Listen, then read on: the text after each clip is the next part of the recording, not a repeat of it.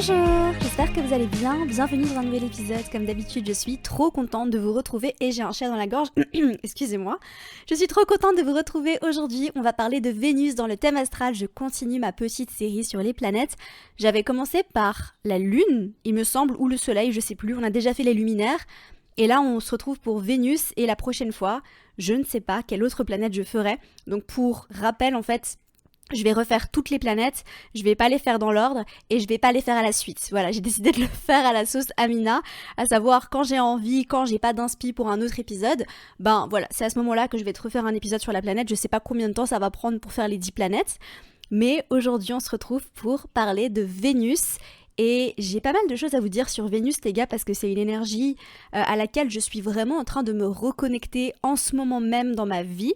Donc ça faisait doublement sens de faire cet épisode aujourd'hui. Si vous me regardez sur YouTube, je vous en supplie, ignorez ce qui se passe derrière. J'ai eu la mauvaise idée en fait de décider de faire ma valise genre là, alors que j'aurais pu la faire ailleurs dans l'appart. Mais je dois partir dans 1h30 et j'ai pas le temps de déplacer toutes mes affaires. En fait, je dois quitter ce logement dans 1h30 pour aller dans un autre logement. Hashtag galère de digital nomade quand tes logements se synchronisent pas par rapport à tes voyages et que tu dois prendre un autre logement pour quelques jours. Si tu voyages pendant une période de temps un peu plus longue, tu connais peut-être, tu sais peut-être. Donc voilà, c'est ce qui se passe. Là, je vais quitter ce logement, je vais quelques jours dans un autre logement. Et ensuite, je repars le 31, donc mercredi prochain. Ah bah le jour où vous écoutez ce podcast en fait. Peut-être que vous savez déjà où je vais vous le dire. Vous savez de vous à moi, je vais vous dire où je vais. Je vais à Bali les gars, ça y est, je retourne à Bali pendant quelques mois. Je suis trop contente. Je sais pas combien de temps je vais rester. Je vais rester quelques mois, je vais me poser un peu là-bas. Cette digital nomade era, c'est trop cool et j'ai kiffé voyager. J'ai trop kiffé l'Australie. Enfin vraiment, mais ce pays, mes cœurs avec les doigts, vraiment. Sauf qu'en fait, j'ai besoin d'ancrage là. J'ai vraiment besoin de me poser, j'ai besoin de m'ancrer, j'ai besoin de poser mes affaires pour de vrai, tu vois. Donc voilà, je vais rester quelques mois et je suis trop contente. Enfin, vraiment, j'ai le cœur qui pétille, donc voilà. Alors, Vénus en astrologie. Donc Vénus, elle est à domicile, sans transition. Hein. Genre la nana digital nomade Vénus. Ok, ça va bien se passer. Alors, je reprends. Vénus, c'est une planète à énergie yin, donc à énergie féminine. Attention, on parle pas de femme, on parle vraiment d'énergie. C'est pas du tout genré, ok? Je tiens à préciser, tous les êtres vivants sur Terre ont de l'énergie yin, de l'énergie féminine, ça n'a rien à voir avec le sexe, ok? Petite précision. Donc énergie yin qui est à domicile en taureau et en balance. Vénus est exaltée dans le signe des poissons, elle est en exil en scorpion et en bélier, et elle est en chute en vierge. Alors Vénus, c'est une planète en astrologie qui va nous parler d'amour. Elle représente l'amour, l'affection, l'amour romantique qu'on peut avoir pour une personne, mais pas seulement, c'est vraiment l'amour au sens plus large. Donc c'est l'amour romantique, mais c'est aussi l'amour que tu peux porter à toi-même. Vénus, ça peut être une planète d'amour de soi. C'est une planète en fait qui va créer du lien. En fait, j'aime bien faire cette analogie entre Vénus et Mars, et on en reparlera pendant l'épisode sur Mars, probablement au moment où je le ferai, au moment où je déciderai que c'est le bon moment pour faire un épisode sur Mars, je sais pas quand ce sera. C'est qu'en fait, Mars, c'est une énergie qui sépare, c'est une énergie qui divise, et Vénus, c'est une énergie qui rassemble et qui lie. Donc tu vois en fait que t'as une sorte de couple de planètes comme ça qui fonctionnent ensemble, à savoir que j'en parlerai quand je ferai l'épisode sur Mercure, mais Mercure c'est une énergie microscopique alors que Jupiter c'est une énergie macroscopique.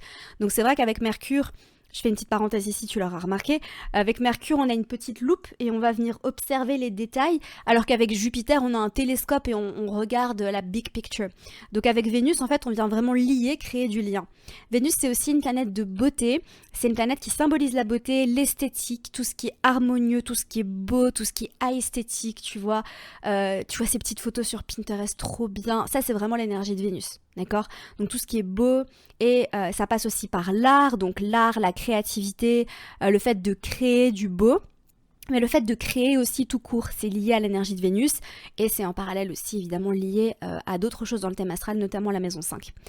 Vénus, c'est une planète de plaisir, et ça c'est très important de le noter, parce que Vénus va t'aider à comprendre comment tu prends du plaisir dans ta vie.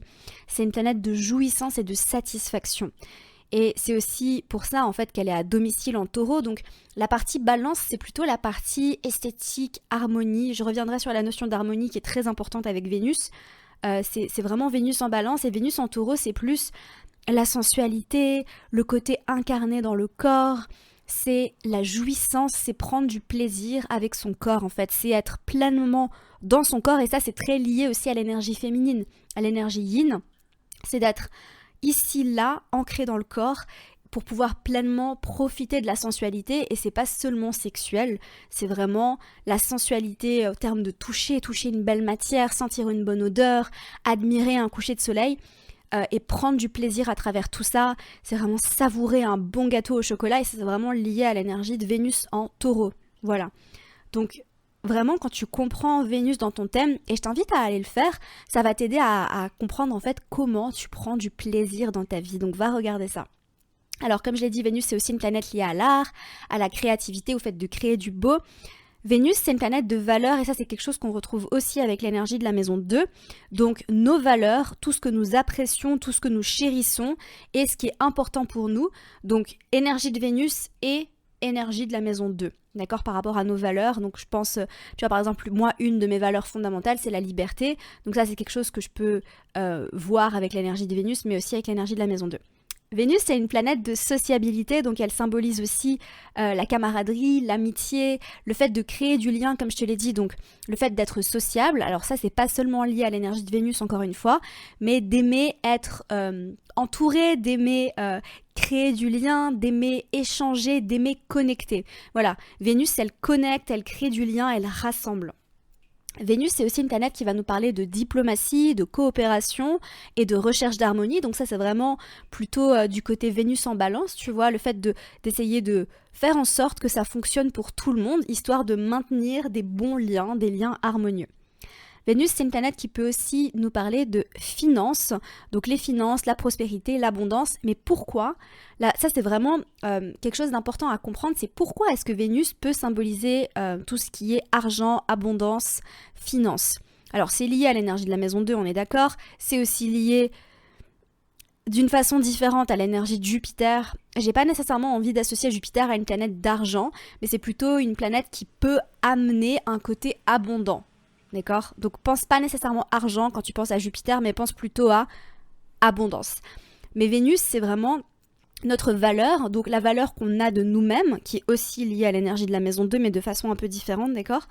La valeur qu'on a de nous-mêmes, la valeur qu'on s'accorde, et du coup ce qu'on s'autorise à attirer, ce qu'on s'autorise à recevoir.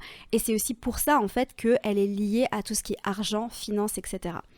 Alors Vénus, c'est une planète qui est associée à l'énergie féminine, donc je dis bien énergie féminine, mais à tout ce qui est féminité, volonté en fait de connecter avec l'énergie yin. Vénus, c'est une planète de luxe. Alors elle est liée à tout ce qui est confort, opulence, tu vois le goût du luxe. Si tu as une Vénus très forte dans ton thème astral, ou si tu as Vénus en taureau, ou si tu as une Vénus qui est placée à un certain endroit, peut-être Vénus en maison 2 par exemple, ou Vénus qui est en aspect avec le maître de ta maison 2, eh bien peut-être que tu aimes vraiment le luxe et le confort. Après, il y a plein d'autres placements qui parlent de ça, hein. Il n'y a vraiment pas que Vénus.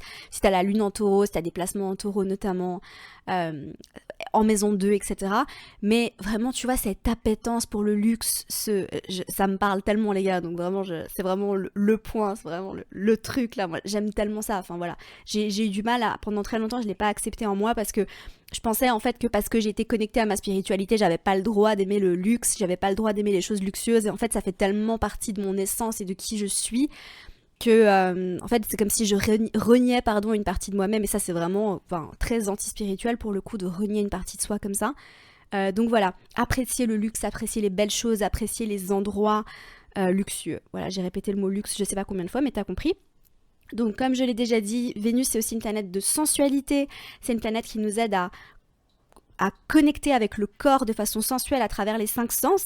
C'est une planète de tentation, mais c'est aussi une planète de désir qui nous aide vraiment à savoir ce qu'on veut, vraiment à savoir ce qu'on veut attirer. La notion de désir est aussi liée à l'énergie de Mars. Alors, avec le côté diplomate, il y a aussi le côté paix.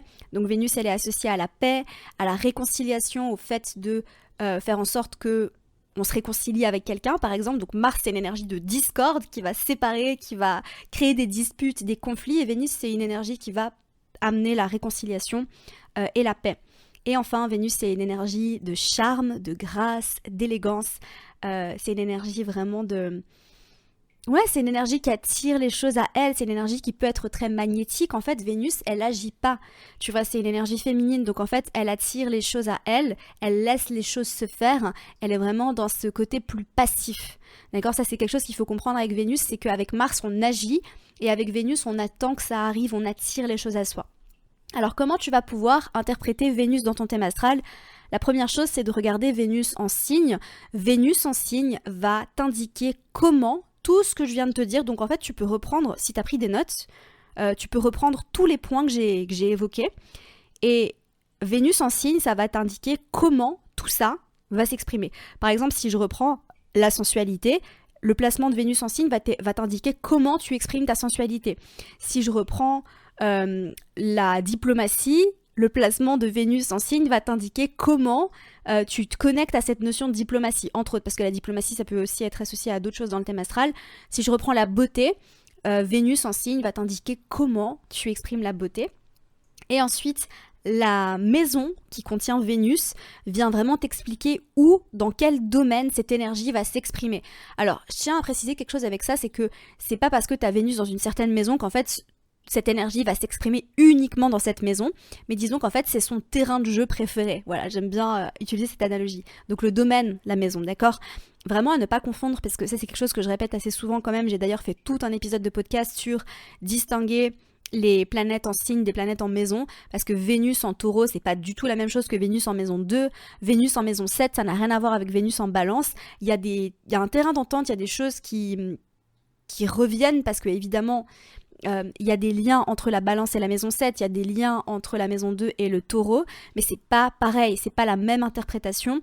Donc c'est un épisode que j'avais fait il y a 1 an, à peu près, il me semble, peut-être au mois de février ou mars, donc faut se l'écouter de l'année passée, hein. Donc faut se l'écouter si ce n'est pas déjà fait. Et enfin, les aspects de Vénus viennent modifier, affiner, préciser cette énergie, donner de l'importance à la planète dans le thème astral ou pas. Donc si par exemple tu as Vénus qui est conjoint au Soleil, eh bien peut-être que Vénus est très importante dans ton thème astral. Si tu as Vénus qui est à l'ascendant, t'as de la chance. Non, je rigole. Pourquoi je dis ça ? Parce que t'es peut-être très beau physiquement. Enfin, c'est des personnes en fait qui traditionnellement ont un physique très harmonieux, très gracieux. Les personnes qui ont Vénus à l'ascendant ou Vénus en maison 1, donc voilà, enfin bref, c'était une petite blague d'astrologue. Mais du coup, les aspects à Vénus peuvent vraiment expliquer comment cette énergie va être modifiée. Si par exemple, tu as une Vénus en taureau, mais qu'elle est en aspect à Saturne, eh bien, elle va être beaucoup moins dans la permission, la réception, mais beaucoup plus dans la structuration. Enfin, après, ça dépend hein, vraiment de la nature de l'aspect. Si par exemple, tu as Vénus en aspect à Neptune, peut-être que tu vas vraiment plus être dans ce côté idéaliste, romantique, etc. Donc vraiment, les aspects des planètes, c'est vraiment... quand tu apprends à analyser les aspects, tu unlock un niveau supérieur d'interprétation. C'est vraiment complètement magique. Et c'est pour ça d'ailleurs qu'il y a une formation sur les aspects, les gars, qui va sortir prochainement. Voilà. Donc si jamais tu as envie d'être sur la liste d'attente pour cette formation sur les aspects, je mettrai le lien. Donc c'est le premier lien dans les notes du podcast ou dans la barre d'infos si tu me regardes sur YouTube. C'est une formation qui va tout apprendre sur l'interprétation des aspects. Si jamais tu as déjà des connaissances en astrologie et que tu n'avais pas envie de t'inscrire au mentoring astro-intensif parce que tu n'as pas envie déjà de faire un accompagnement sur une durée, tu as plutôt envie de suivre une formation dans ton coin et puis tu as déjà pas mal de connaissances, tu sens que tu n'as pas nécessairement besoin d'avoir autant, eh bien cette formation, elle est faite pour toi. Dans cette formation, je vais tout apprendre sur l'interprétation des aspects et crois-moi, c'est pépite, c'est mon sujet préféré en astro, donc j'ai tellement hâte de pouvoir sortir ça. Donc si tu veux rejoindre la liste d'attente, j'ouvrirai les inscriptions en premier lieu à la liste d'attente. Si tu as déjà été sur mes autres listes d'attente de mes autres formations, tu sais comment ça se passe en général.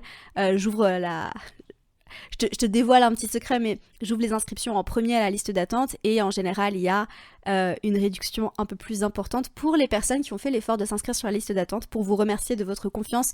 Donc voilà, n'hésite pas à t'inscrire, c'est le premier lien dans la barre d'infos ou dans les notes du podcast. Et voilà les gars, on a terminé pour cet épisode, j'espère sincèrement que ça vous aura plu. N'hésitez pas à me dire ce que vous en avez pensé, n'hésitez pas à venir me parler de Vénus dans votre thème astral en DM sur Instagram ou directement en commentaire sur YouTube. Les commentaires sur YouTube, ça me sauve, enfin vraiment c'est tellement cool parce que vous pouvez directement échanger, poser vos questions, donner votre avis, écrire quelque chose sur quelque chose qui vous est arrivé ou quelque chose qui a résonné en vous par rapport à l'épisode du podcast directement en dessous et du coup d'autres personnes peuvent lire, interagir avec vous, etc. Donc c'est vraiment trop cool, j'adore YouTube. Donc si jamais t'as jamais essayé de regarder ou d'écouter le podcast sur YouTube, n'hésite pas parce que j'ai beaucoup de personnes qui m'ont dit « Ah c'est marrant ».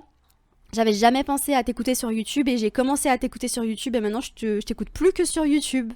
Voilà, parce que vous pouvez aussi voir ma petite tête et mes réactions au moment et vous pouvez voir mon bordel derrière. J'ai l'impression que c'est l'histoire de ma vie en fait. Genre, c'est pas la première fois en vidéo que je suis dans ce genre de situation parce que je réfléchis pas. Voilà, c'est pas grave. Bref, je vous aime très fort. Passez un bon mercredi, prenez soin de vous et à mercredi prochain.